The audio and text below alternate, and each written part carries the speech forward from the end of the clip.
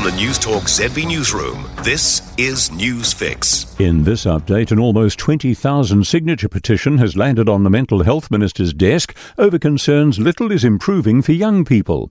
The New Zealand Mental Health Foundation's letter and petition highlights numerous concerns, including workforce shortages and long wait times. CE Sean Robertson acknowledges the Minister Matt Ducey's work to date and his more recent request for official advice, but says more urgency is needed.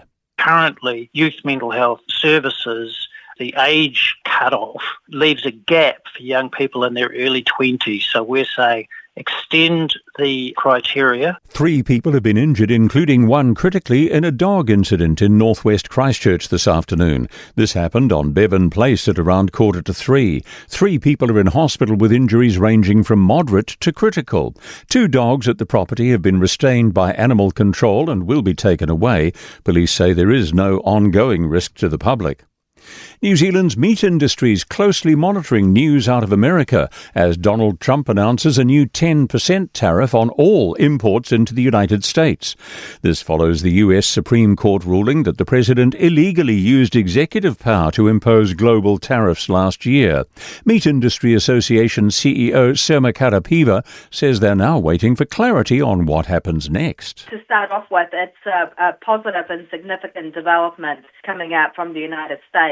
However, it is an evolving situation. The government will pump $3.5 million into restoring Tongariro National Park following last year's fire. Nearly 3,000 hectares burnt in the November blaze.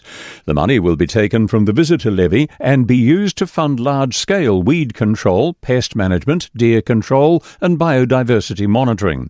Rangatike MP Suze Redmayne says the fire impacted not just the landscape but regional businesses, tourism and families who rely on the park. That's news.